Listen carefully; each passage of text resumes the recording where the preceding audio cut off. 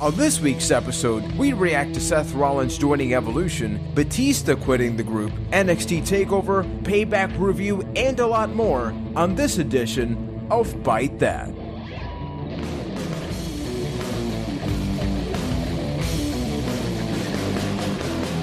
Hello everybody and welcome to episode 41 of Byte That, the semi-somewhat maybe international professional wrestling podcast where we talk about the ups and downs of that which we love, which is the world of professional wrestling. My name is Juan Velez. I am still and plan to be from San Juan, Puerto Rico, and as always I am joined first all the way from Boston, Massachusetts by one half of the good guys, Ryan McNulty. How you doing, bro? Open the door, get on the floor, everybody walk the dinosaur.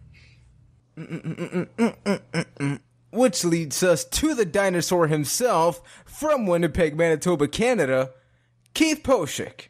If by dinosaur you mean the real deal heel sex appeal that will make you squeal, and I'm greater than a rerun of Ally McBeal, then you are correct. There's so many references I could do there, but I'm just going to thank each and every one of you for tuning in.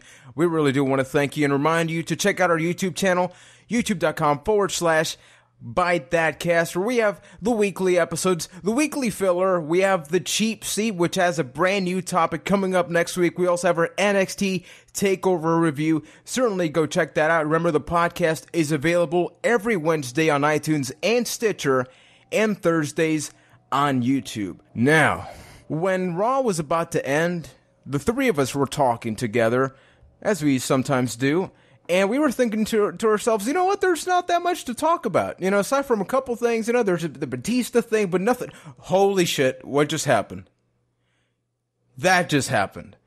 We got one of arguably the most controversial endings. What you're doing there. Well played. Yeah, thank you, sir. One of the most controversial endings we have gotten on Raw in a long time. It's been rumored, and now it is official. Seth Rollins, not Roman Reigns, not Dean Ambrose, as in the past we've heard about, has officially turned on the Shield, and not just turned on them, but he's now aligned himself with Triple H and Randy Orton. Now, I don't know about you guys, I've cried a little bit, but, you know, it is the podcast, we gotta compose ourselves, so I gotta ask you, I'll take it to you first, Keith. How you feeling? You doing all right, kid? You know, I have to say well played to the WWE, because we, the three of us, literally spent months talking about how the Shield is going to break up, and then when we think that they're, like, more united than ever, boom, Seth Rollins just blows everything out of proportion, completely out of nowhere. No, this was truly a shocking moment. Like he said, I don't think anyone really saw it coming, and especially not Seth Rollins. Which makes me ask you guys, why Seth Rollins? You know, that is a very good question. When Raw ended, a couple of you that check out the YouTube channel saw I posted like an immediate reaction video. And I actually went to Squirt Circle today, you know, as we tend to do a lot of times. And I'm actually going to pull out especially one for Tweet comment. of the Week. Yeah, so I know, turns right? out. Yeah. So here's a comment from LeoDude21 regarding what you just said, Ryan, which is, it was predicted months ago when the Shield was getting to boil over and disband. They were arguing so much to the point where Seth Rollins walked away from the team. He just up and left them in the middle of a match. Makes sense that he went heel. Roman and Ambrose are pretty over. Rollins, Mark, you know, he's a high flyer and all that, but being under the mentorship of Triple H will help him a great deal. But on his point, you could argue the exact opposite with Seth Rollins, because the whole thing during that was Seth Rollins was trying to hold the Shield together, while Dean Ambrose and Roman Reigns kind of started feuding. So I think that's why nobody saw Seth Rollins being the one that breaks up the Shield. Well, let's go to one thing, and this is why it does make the most sense, and I think it's also the best move for every member of the Shield that it happened this way. We're saying, yes, Seth Rollins is the glue that keeps the Shield together. He's the architect. But think about this. Who was trying to disband the Shield? Triple H. So who better to make turn on the Shield to make them fall fastest, make them crumble the hardest by taking out the glue that keeps them together so that the rest of the Shield falls on its own. No, absolutely. I think it's a matter of if you can't beat them, join them. But in this case, it's like if you can't beat them, give them power. You know, which Seth Rollins can obviously get to Triple H. Or in Seth Rollins' case, if you beat them, join them anyway. Possibly. We gotta wait to see what happens. But in order for us to really talk about this, we do need to go a night back. We do need to go to Payback because, I mean, there were a lot of, maybe not hints, but certainly a lot of things that, you know, the commentators, when they say something, it's for a purpose. You know, it's obviously to advance the storyline. And at one point, I believe it was the King that said that one of the benefits that the Shield has is that they all have big egos. You know, that's what makes them thrive. So, you know, that opens the Pandora's box to many things. Like, oh, you know, they could go the cheap route. Oh, I'm bigger than you guys now. Or he could go the other route where it's like, we've beaten everybody. So what better way for me to advance than instead of getting more opportunities is to get more power? I think the ego thing is exactly what they're going to do with it. Think a couple weeks back even farther when Roman cut that promo where he's like, I'm going to make you believe in me to Triple H.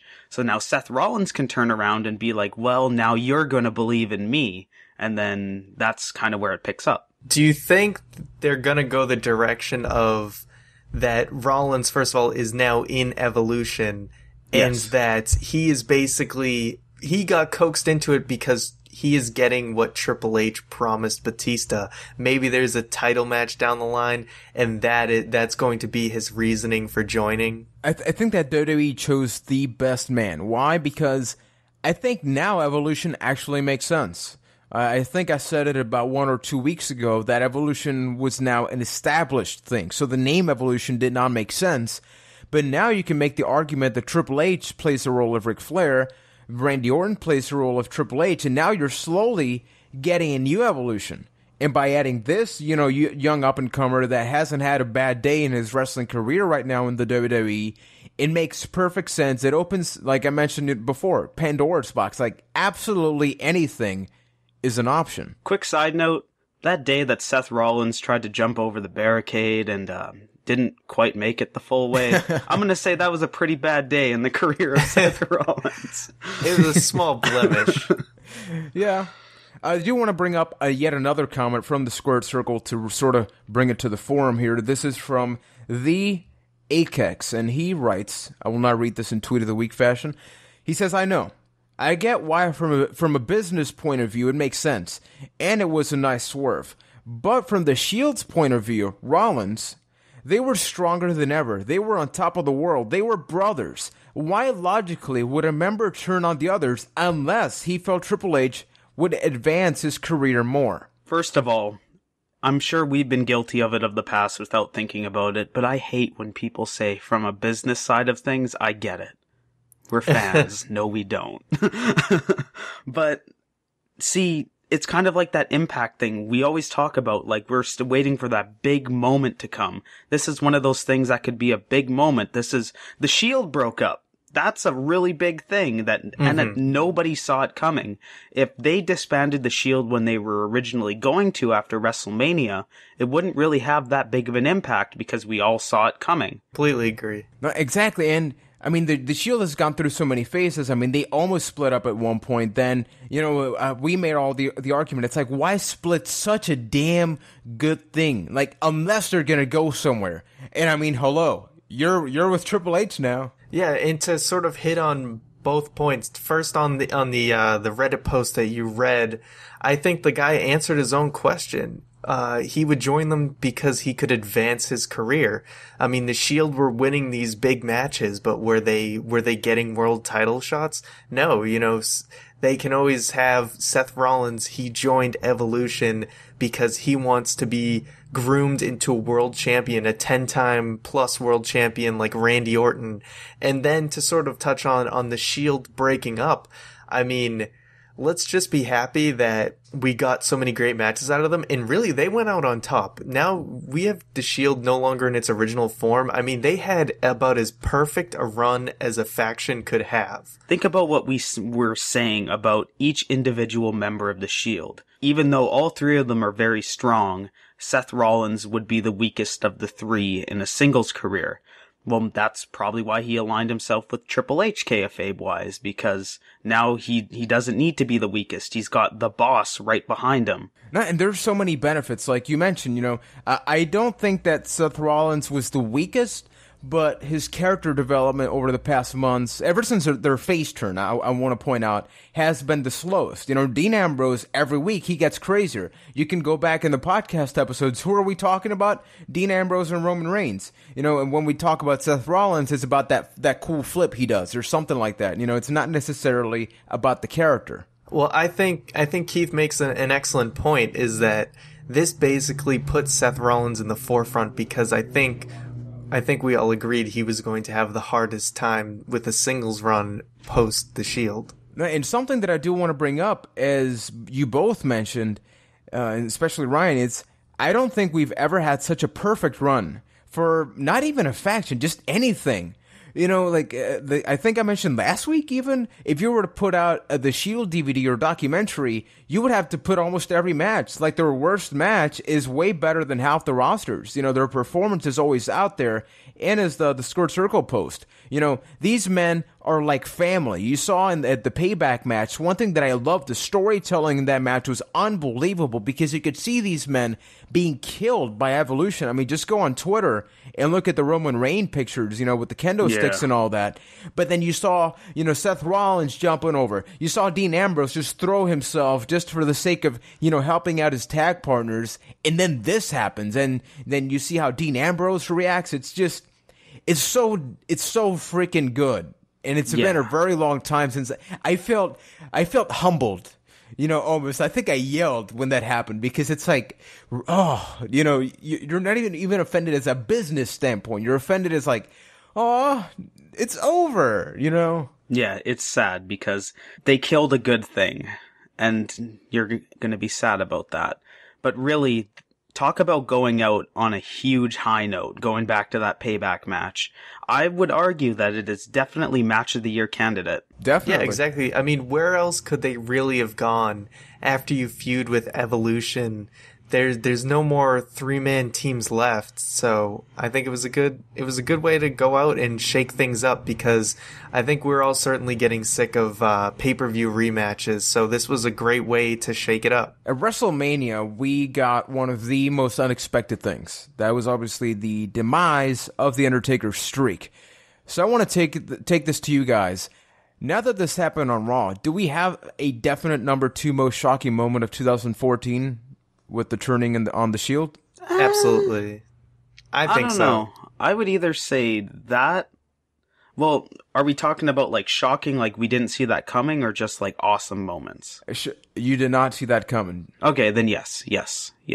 Correct. I think this has been a pretty interesting year, to say the least. We've seen so much variety and just unexpected things. So, a lot of people are certainly upset. You go to social media and they're, going, and saying, oh, what has WWE done? They've killed off. I mean, was I the only one that when Raw ended, I wanted it to be next Monday already? Because, they're not going to really advance something so huge. I mean, this is something else, I don't think they're going to do that on SmackDown necessarily. So was I alone on this, or are you just like, you want to go to bed now and freeze yourself for a wee in the next Raw episode? I see what you did there. Well, absolutely, because like you said, we're not going to know anything new on SmackDown. They might give us a little bit, but I don't expect much. And it's really after the initial shock of, holy crap, Seth Rollins just turned on the Shield. He's with Evolution now. Everybody wants to know why. And that's why everyone's waiting for Raw on Monday to hear him speak about why he did it, how it happened. Plus, on SmackDown's already a stupor. It's also a super stacked show this week. We have the return of Bray Wyatt. Gone for 2 days, not seen since Payback. He's back. I know. It's going to be a stacked SmackDown. Is he going to get a new gimmick? We're going to have to wait to find out. Yeah, he might be a bounty hunter. You never know. Exactly. But I do want to bring up another thing. I think this is a very evolution-heavy episode because obviously the Authority has been the majority of, the angles on Raw. And before the Seth Rollins thing, we saw that Byetista, Bluetista, and I will add to this list, Wavetista, has quit the WWE for a second time. 2 runs in a row. You can call him Byetista after that segment. Well, I didn't know he swung both ways, but... Oh, wow. Didn't even think of it from that aspect, huh? Not sure how to transition that, but I would just say, has it been an ongoing thing where my favorite portion of Byetista is like his last 2 or 3 appearances? Like, could I have that Byetista just be on Raw or SmackDown or whatever every week? You can't quit every Raw one. Yeah. But he's so entertaining. Like, because you can tell, like, I'm not sure if he was legitimately upset with his run. I mean, I would be. I think a lot of people would because they took a hating to him, not as a character. They almost just did not want him to be there. But Byetista played it off so well. Like, he every chance he would get, he would acknowledge, like, Boo Tista and stuff like that. I think he embraced it by the end of it. Well, I mean, to that app interview that they showed about 20 times during Raw, I think there was definitely some truth in there when he was saying, he didn't get anything that he was promised. But, I mean, I think a guy like Byetista obviously has to understand the nature of the business and that when things happen and, certain things go down, that things change. They don't always go according to plan. So he should understand that. I don't think he's as mad as he's probably playing it off to be. And we all know he's not actually gone long term. And he's just doing his movie promotional stuff for the summer and should be back in a couple of months. And one thing that I think almost nobody gives credit Byetista for is the fact that he is the reason that the product has actually been way better than it was probably originally intended to be. Now, I know some people may be raising their eyebrows right now, but think about this. If Byetista had not won the Rumble, would Daniel Bryan have been as hot at Mania? No. There's just no way that was a scenario. Would he have been, on top of the food chain? Would people have been loving the Yes movement still? Yeah, but not to that extent. And I think it wasn't until this week's Raw and Payback that people really just started to really just warm up to this character. Warm up to this version of, Byetista. Because even though they're talking about the attire, I think we're going to get a little something later on the Tweet of the Week, but it's the little things that make you enjoy him. I would argue that Byetista maybe even did that on purpose. Triple H and Randy Orton were wearing all black. Then Batista's wearing, these long sleeves, blue. If that was done on purpose to stand out, dude, you did it because people were all over you in that match. Blue Tista was the #1 trend on Twitter. Exactly. Perfect. Well, I think Byetista, he basically became the outlet of frustration. When things weren't going the way the fans wanted it to, they took it all out on Byetista, and he got a lot of heat because of it. And it only helped the product, really. Exactly. So maybe Byetista will be back in a couple months. Regardless if he comes back or not, that always leaves the question that I want to sort of take now. We've been talking about Seth Rollins, Byetista, Triple H is the head. Where does this there's another guy in there. I think he was champion at some point this year. See, now we're going to talk about those subtle things again. At Payback, you realize that each member of the Shield pinned one member of Evolution. So Rollins pinned Byetista, Orton got pinned by Ambrose, and then Reigns pinned Triple H. So that's kind of their sub-feuds setting out. And I love it because I've been saying for weeks now, I want to see Dean Ambrose versus Randy Orton. And from that little thing, that's where it could lead to those two to have their crazy little psychotic mind games, Cluckle F feud, and it'll be great. Which leads to another question that everybody, I think, is worried about answering because the Nexus, the core, history has shown this doesn't always work that well. It's 2-on-3 right now. So, will the Shield be getting a new member? Maybe they were supposed to get a fourth member. You know, there were a lot of reports like way back, like about a year ago. So is now the time to do that, or are they going to handicap this? I've been thinking about that, and I don't think so. I honestly think that the direction they're going, at least towards Money in the Bank, is probably either in singles matches or a tag match of Orton and Rollins versus Ambrose and Reigns, where Triple H is sort of stepping aside. Even if Triple H doesn't step aside, the way they're building up Roman Reigns, he almost kind of counts for two people at this point. That is true. I mean, they have pretty much made the focus on that. So maybe the argument could be made that, you know, even though the money match is maybe Triple H taking on Roman Reigns at SummerSlam, you could also make the argument that it could be Seth Rollins, Roman Reigns. I mean, or even like a handicap match. Something has to happen between those three men, the men of the Shield, and I don't think anybody else should be involved. Where do you think that should take place? What if Dean Ambrose goes the way of the Rollins and it leaves Roman Reigns by himself? This is the moment where it's like, I care so much about the characters, that would make sense. But I would feel bad for Roman Reigns, but that would be the entire point of it. So it's like, it makes sense. But it's like, you're treading on, tread lightly, tread lightly. I think that would be kind of stupid if Ambrose just up and joins Triple H too. I think it would dampen and dilute the effect of Rollins leaving. Well, I'm not talking about right now, but maybe after the next pay-per-view or something, closer to SummerSlam, to really leave Reigns in that spotlight and build him more. I mean, it's a possibility, because think about just one thing, and this one thing can always justify anything that happens. Why was the Shield brought in again? Who brought them in? What was their purpose? Paul Heyman? Yes, but what was the purpose? Who were they? To protect CM Punk? Justice? Exactly, justice. They were later with the Authority, so they could easily do this whole thing of, hey, we're back with, the people that supported us throughout all this time. And now we are back with the Authority. And speaking of going back to our roots, I think it's time for this week's Tweet of the Week! Tweet of the Week! You think I'd be prepared for this right now? That's right, baby. It's money shot time. It's time for this week's Tweet of the Week. Now, this is a bit of a special episode. Like Juan said earlier, it's a very authority-based episode. Very evolution-based episode. It's good. It's pretty good.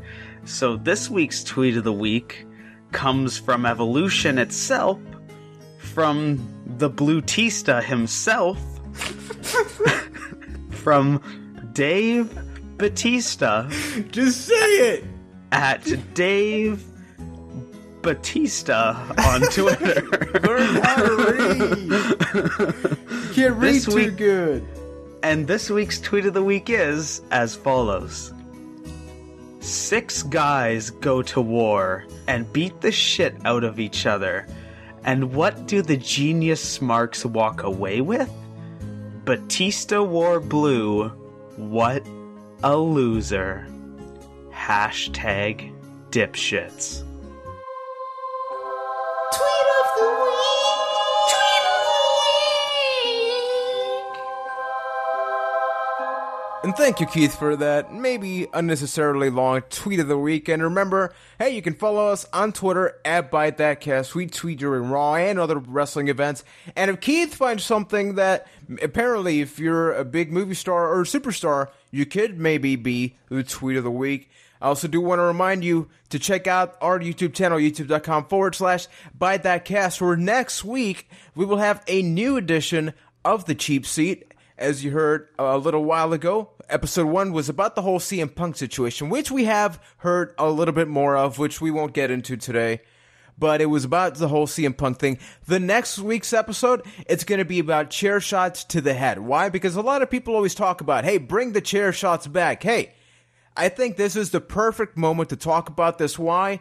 Because if you look at Payback, if you look at Roman Reigns back after Raw, I don't think we need chair shots to the head to be all that hardcore. Maybe it's just me. Hey, maybe it is. So I do want to take it back to Sunday, because obviously almost everything that occurred had to do with the pay-per-view, which I think before the Payback, we were talking about that maybe the build-up wasn't all that great. Maybe it wasn't feeling all that great. We knew the match quality would be pretty good, as it certainly was. But I think a lot of people were surprised. Was I alone in this? Did you expect less from Payback and got more? What was your reaction after the show? I honestly thought on paper it didn't look like it was going to be that great of a show, but I think it far exceeded my expectations. It was definitely an awesome show. Definitely the highlights, of course, Shield versus Evolution, which we talked about, and that last man standing match, which was almost like a 6-man last man standing match because of the involvement of the other Wyatt family members and the Usos. I mean, those matches themselves made for an excellent show, and honestly, the rest of the card really wasn't bad. I really enjoyed the hair versus mask match as well. It's hard to say that Payback didn't meet my expectations because I expected it to be so goddamn good, and God, it was that damn good. Now, Ryan, you were telling me earlier that you thought the last man standing match was the match of the night? Yes. I strongly disagree with you and say that the 6-man tag was by far the match of the night. This is where maybe I'm the ham and the sandwich, as I usually tend to be with these things. I think there were two very different matches. I think that the last man standing match I agree with that. was not a spot fest. But I think that a lot of the story elements were sort of taken out. I mean, even though it had to do with it, but there was so much involvement from the rest of the Wyatt family and the Usos that the primary targets in that feud were only like at the beginning and at the end of the match. Because you've noticed pretty much the majority of of halfway was the whole, suplex over the table and all that, which was cool.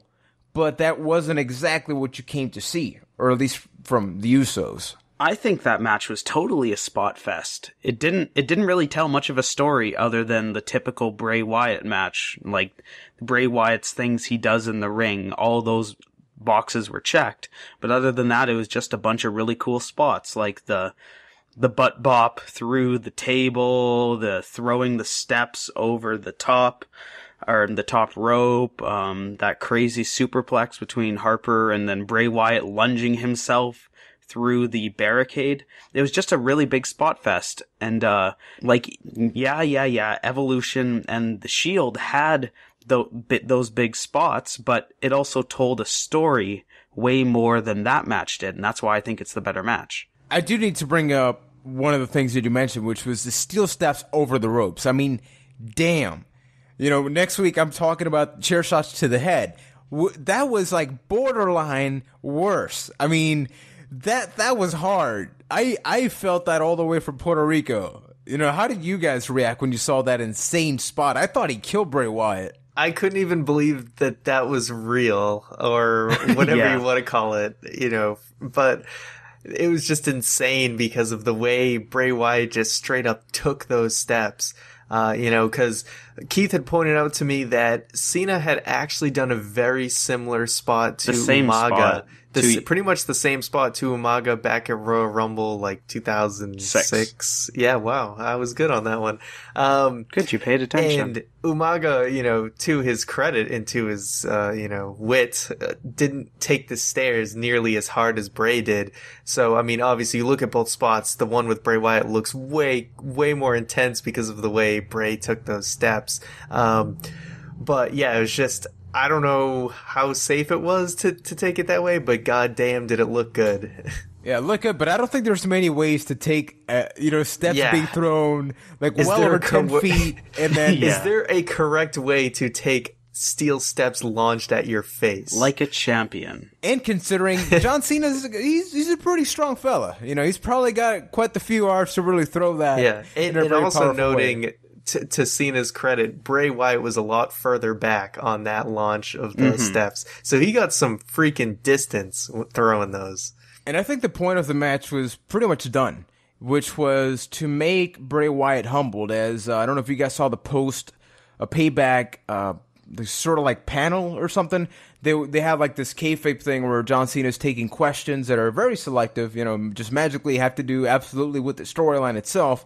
And he was talking about that he hopes Bray Wyatt is humbled. And I think that's what they wanted to do with that. Maybe bring the character back down a little bit more to earth, not up here as he's in God status or something. So I actually enjoyed the fact that we had these two different matches, although at least for me, I do have to give it to the 6-man tag. Because the story elements, I think that was almost a perfect match.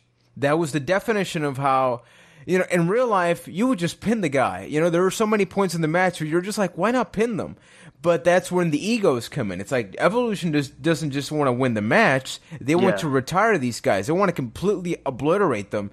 They started doing some straight Kunta Kinte shit on Roman Reigns. Wow. Okay. So, yeah, kinda. So they did all that,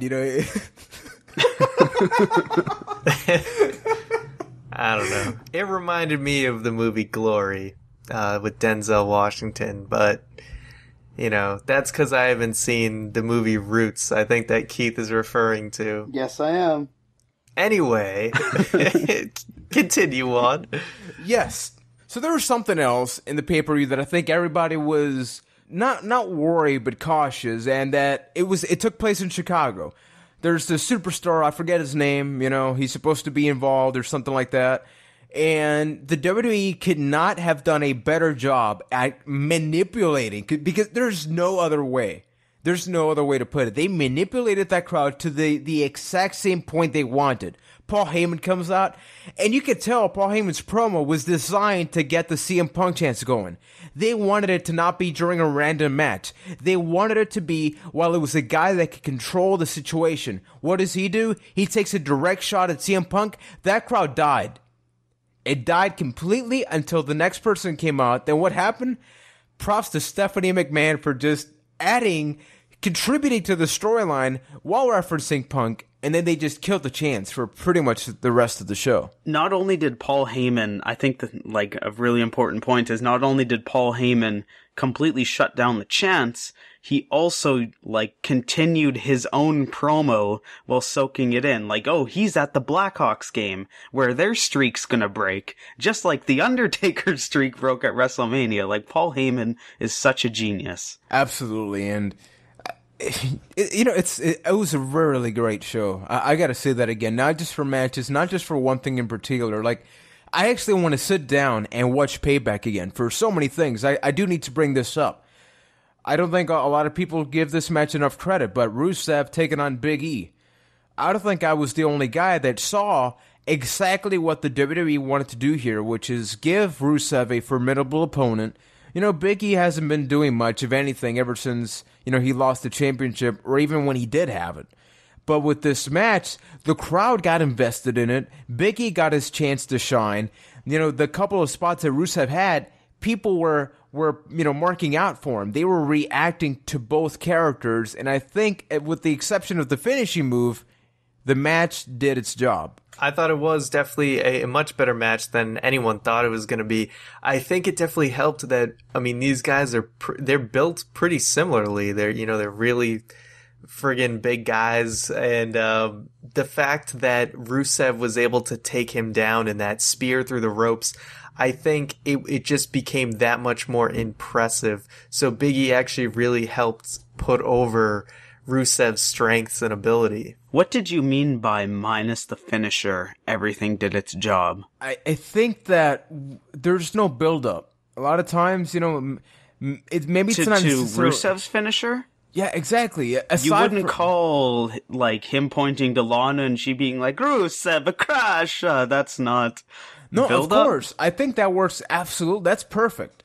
But I would picture, a flapjack into the camel clutch or the accolade or whatever, something that's impactful. So you want Rusev to have the 5 moves of doom? Not necessarily the 5 moves of doom, but, he used to have this swinging power slam, rock bottom type move leading into the accolade. But the crowd was not reacting to it, for better or worse. He needs something that humiliates his opponent a little bit and then makes him humble at the end with the accolade. And I think that he just went right for it, and people were kind of like, oh, is Big E gonna get out of it? Oh, it's over. And the crowd was kind of like, meh, Didn't he do that sick super kick right before it, though? Yes, but there was a large amount of pause between that him I guess looking so. at Lana, because Lana, I don't know if maybe it was a botch or not, but he was calling out to Lana. Like, he was directly yelling at her to then her to call him, and then he did that move. It seemed really weird. Yeah, so Lana potentially botchked is what you're saying. Yeah. So to go on that a little bit, do you think that pause where she goes like Rusev Crash, that hurts the match? I don't think it necessarily hurts the match. It's that furthers Lana. I think Lana's a very well-developed character. Juan is nitpicking. Yeah, what? He's Sorry. nitpicking. What? All right, Sorry, get there's an over ice it, cream man. truck going by. There's Lana, What? Oh, Sorry. it's like, I love that match so much, but oh my god, that pause, man, that slight Yeah. pause, it killed it for Shut me. up, Smart. I can't enjoy it anymore. Fine. It was a good match. But so okay, It was by far the best Rusev match. So let's Yeah. be happy. I think when we're talking about Lana character development, I think something that speaks way more than that is the whole how she was yelling at Rusev while he was down on the ground, like, Rusev, you need to get the F up right now and beat this man, or else Exact you're going to get words. beaten bad. Except way worse. But before we end this whole payback segment, we do need to talk about the whole Daniel Bryan situation. The stipulation was that either he surrender the championship or his wife would be fired. Now, as we found out, there was a conclusion to this. What was it, Ryan? What happened? You're the diva expert here. Am I now? And I think Yes. he's just the diva. Oh, look at that. All right, so jumping into the segment, Brie Bella decides to not be fired. No, she's taking her own action and quits. So we actually had two people quit in 2 consecutive days in WWE. So I guess that's the new trend now. So by having her quit, that indeed saved Daniel Bryan's title reign. So, and of course, then Brie Bella slapped Stephanie and she ran off. And maybe peed herself. No, that was just a BS picture. It was just a reflection Yeah, of her I dress know. or whatever. I know, just explain that to anyone out there who thought that actually happened, because it didn't. Anyway, so on Raw, Stephanie reveals in a weird promo with John Cena that I thought was very rambly, kind of like what I'm doing right now, right? Yeah. Why was it rambly? Why was it rambly? I just felt it took them a very long time to get to the point, and I didn't know why John Cena was out there. He didn't really have any reason to be going on and insulting Stephanie. It didn't seem like it was leading anywhere. Maybe it will, but I don't know. The whole time I was sitting there like, what's the point? But what I wanted to actually get into was Stephanie revealing that if Daniel Bryan is ready by Money in the Bank, he will face Kane in a stretcher match. And if he is not ready, then the Money in the Bank ladder match will instead be for the championship. Before I ask you guys which one would you rather see, from what I've heard, this stipulation about whether Bryan can compete or not is actually 100% legit, like a shoot. They actually don't know if he's going to be ready, so they've straight up told us what's going to happen. Yeah, and they kind of set up the perfect position for themselves by doing that. Now, they have an out whether Bryan can wrestle or not. I said it last week, I'll say it here. I think this is the perfect moment for Daniel Bryan to get injured, because the Yes movement will continue. They will support him for when he runs back. So honestly, I hope he's not ready, because if they just bring him back, like maybe be 98%, like, oh, I think he can have this match, then gets chokeslam, his neck, goes the wrong way, something like that, and he gets hurt permanently and has to retire or something. This is a guy that's just really getting off his ground. Plus, think about, if they have that match, that means Bryan's going to be stripped of the title. So then he'll become this martyr that the authority doesn't want him to be. The Yes movement will gain momentum when Bryan comes back. Yeah, I'm kind of torn between the options, because on one side, we don't want Bryan to get hurt again, but at the same time, I would like to see a legit Money in the Bank winner. Even though the ladder match for the title is obviously going to feel more important and seem like a bigger deal, in the long run, I would actually like to see a Money in the Bank winner at Money in the Bank. And the stretcher match, honestly, I could, that's not that important to me. It's more about the briefcase actually being around this year as opposed to sort of being scrapped in favor of having a title match. And something else you got to factor in is that, say that he is medically cleared to compete, obviously they're not going to go all out. At least I wouldn't. I would certainly be way more careful about this guy. So how do you bring him back and have people potentially react not that well? Like, oh, now he's got to tone it down. Oh, now he's this or that. They're going to be careful. So now he's just 5 moves to doom, Daniel Bryan. Obviously it's all speculation, but it's a legitimate possibility. I think whether he comes back at Money in the Bank, SummerSlam, hell, even, let's say, Hell in a Cell, when he comes back, he has to tone it down. But he can still do that crazy stuff, just take out a couple of things. Like, does Bryan really need to do the diving headbutt? No. I think people would be totally fine if he didn't. He can still do other things. Like, Daniel Bryan is still a submission specialist. He can probably outground game most people on the roster, and he doesn't have to do all this crazy high-flying stuff to turn his style into that. Granted, we don't know his exact surgery and how invasive it was, but I have to agree with you guys on it's kind of crazy to think that he could be wrestling again in about 4 weeks, coming back from a neck surgery. And, if he does have to tone down, I mean, once again, paralleling Stone Cold Steve Austin, even though Steve Austin had to tone down his style, he did become more popular than ever. So, if you have to tone down a bit, I don't think that would affect his overall popularity in the long run. I would argue with that. I think I'll leave that for another day, maybe like a cheap seat or something, but I'll just say this. My biggest complaint about Daniel Bryan has never been his wrestling. It's been the character. So if you damage his wrestling, you're left with more character, and I'm not sure that I would still support him. I just don't think I would be as into Daniel Bryan as I am now. But that's just me. So we'll leave that. We got a couple weeks. So let's see what happens there. I do now want to go back before even Payback. There was something that happened last week. A really big event called NXT Takeover. It was NXT's second a big 2-hour special. We got a ton of tremendous matches. We got Charlotte taking on Natalya. We got the Ascension. We got a tremendous main event with Tyson Kidd and Adrian Neville. We did a review. You can check that out on our YouTube channel, youtube.com/ByteThatCast. But I wanted to ask you directly, a week after NXT TakeOver, it feels like it's been way longer, but it's really just been about a week. What was your reaction coming off the show? Do you think that NXT is its own brand? It doesn't seem like a developmental thing. It's like it's its own monster. It really just goes to prove this whole NXT keeps setting the bar higher and higher and higher and higher, because I would argue that some of those matches were better than things that you saw on Payback. They outshined the WWE's big show for that month. Ryan, you're a football fan, right? Yes. Huh, that's good. Where is this going? No, that was reading. I was just asking, So next topic, no. But there was something that people were comparing NXT and WWE to, and I wanted to get your feedback.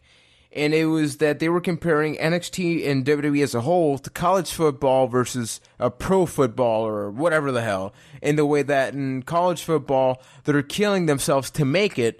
And then in the top one, they're sort of there. I don't know if I don't watch football. For me, football, soccer, and I don't even like that either. So I'm going to take it to the expert here. On that assessment, I would say I don't watch a lot of college football, but I know that there are a lot of players that do really well in college and then don't become anything in the NFL. There's a lot of players, who you think they're going to be the next superstar and then they're a total bust. So I think a lot of people could probably draw similarities between NXT and WWE. I mean, I don't think we've quite seen any huge bust from NXT, but obviously there are characters we thought would be taken very well in WWE, but that didn't necessarily transition as well. Ryback.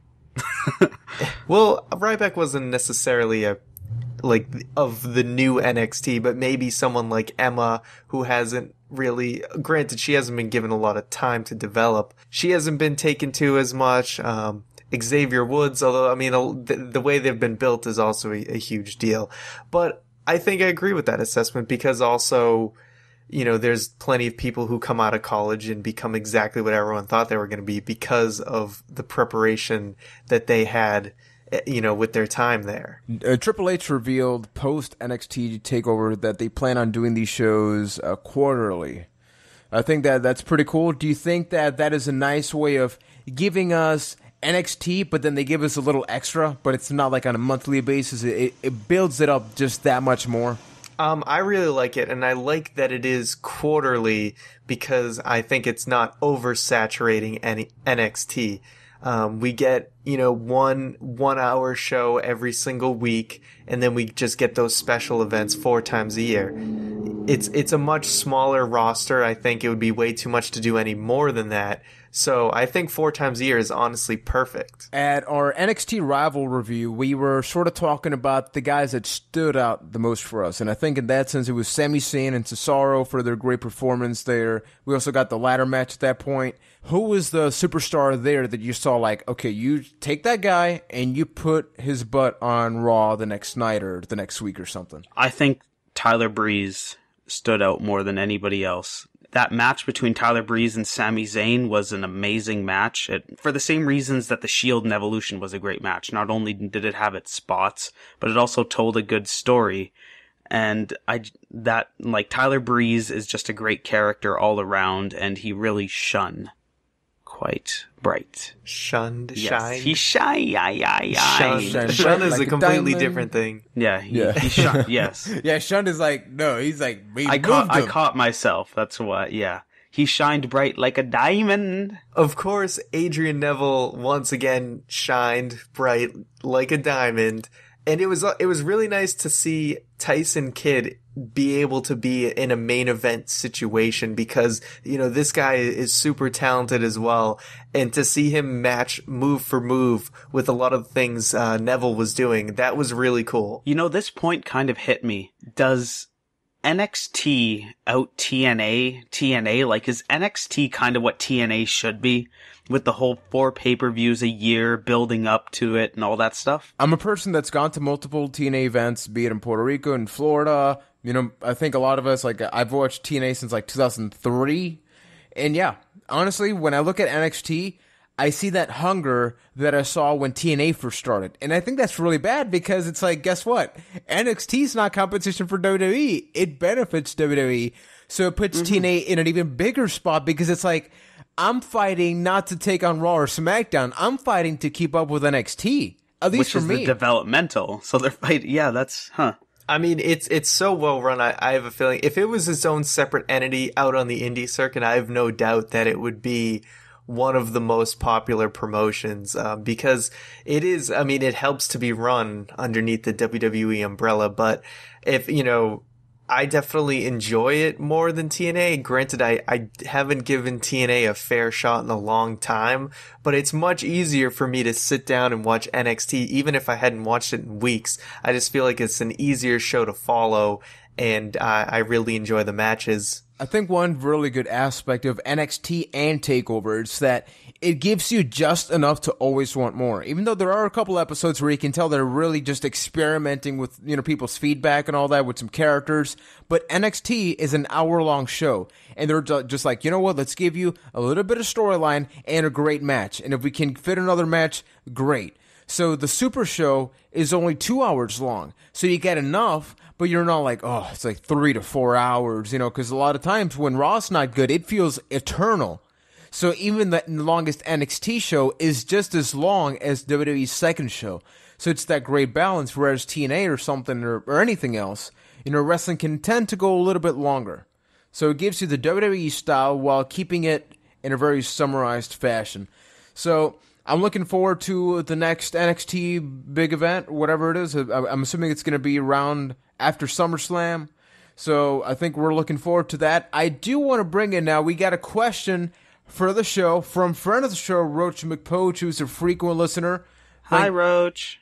What up, man? You doing good? And thank you for bringing this question up. I love this question. It's a tough one. It makes you think about not just the present, but the past and maybe even the future. And the question reads, alive or dead, who would be your dream commentating team? See, I didn't think this was a difficult question. The second I read it, I knew my answer, and we got it. We got it years and years and years ago. And that team is Bobby the Brain Heenan and Gorilla Monsoon. I think arguably that is the greatest commentary team in history, because Gorilla was your great play-by-play guy. That he was a very smart ex-wrestler that called all the moves, and then Bobby the Brain Heenan is just so witty and sharp. He's like a tack that just made these amazing subtle jokes. If you haven't now, like on the network, gone back and watched some of the stuff from that era, you owe it to yourself to go see that team work together. It's fantastic. I thought about this, and I was thinking Bobby the Brain Heenan for color commentating, and I don't know if he ever paired up with Jim Ross ever. I don't know if that ever happened, but I sort of just took who I thought was maybe best in on WCW at some point. I picked someone who I thought was, the most witty on color commentary, and then who I thought was, in my opinion, the greatest at play-by-play. And I don't know if I doubt their chemistry would be as good as, Bobby the Brain Heenan and Gorilla Monsoon, but, I just sort of took the best of both worlds, in my opinion, and brought them together. I do enjoy JBL on commentary, just as an aside, but I also think that JBL would not be nearly as entertaining if it wasn't for the fact that he's so annoyed by Michael Cole. Mm-hmm. That if it was JBL and JR or something, it just wouldn't be the same because he can't rag on Michael Cole. So just another thing I was thinking about. And at least for me, the three of us have to agree on that one person, which is Bobby the Brain Heenan. He is, without a doubt, the greatest color commentator of all time. For me, there's no other way. I mean, you look at a jobber match, you look at a guy with no background, and he will sell you that guy so you know where his mother lives, and he will make you believe in it. And I was thinking, okay, so Gorilla Monsoon and Bobby the Brain is an excellent team, and I would choose that, but I was like, I want to challenge myself a little bit. So you know what? The same way Raw has a three-man commentary team, I would either add somebody to that era or have Jim Ross, Bobby the Brain Heenan, and what better way to have like a contrast or even similar thing in Paul Heyman. I think Paul Heyman and Jim Ross were an excellent team, and I don't think they got enough credit. Maybe because it was during the whole ECW thing, people were sort of like bittersweet about that, and it didn't last all that long because he was later fired, and replaced by Jerry the King. But just hearing conversations between Bobby the Brain Heenan at his prime and Paul Heyman, who's always on top of his game, ready to sell a character, whether he believes in him or not. Just imagine that. Then pair him up with Gorilla Monsoon or Jim Ross, who can just call the story in the match. Man, that would be amazing. See, and now I thought of one more team that I thought would be like an epically awesome train wreck of a team. And I would pick Kevin Nash from that episode of Thunder, where he was just breaking kayfabe and everything, and then I would pair him with Mike Adamle trying to call the moves. What was the name of that guy? He was from one episode of Raw. That's like, how much does this guy weigh? And that stuff. I'm just going to point out now, just having a little bit of fun, if I had to choose the worst team, I would choose Don West, Taz, and Tony Schiavone. Just picture that. Listen to that in your head before going to sleep, sir, and pretend you're having a good day the day after. Yes, I went there. And I would actually enjoy listening to that. So with that being said, Ryan, what do you got for us? Yeah, color commentate us home. We want to thank you for listening this week, but before you go, I got just a few things I want to remind you of. As always, if you haven't already, subscribe to our YouTube channel, youtube.com/ByteThatCast, where next Tuesday, Juan will be uploading the second edition of The Cheap Seat, and that topic that he will be discussing is chair shots to the head. As always, every Saturday, I upload the weekly filler, where I talk about several top headlines in wrestling during that week. And you can always catch the podcast on YouTube every single Thursday and on Wednesdays on iTunes and Stitcher. Don't forget to follow us on Twitter at ByteThatCast, where we tweet during Raw and other wrestling events. That is going to do it for this week. We will see you next time.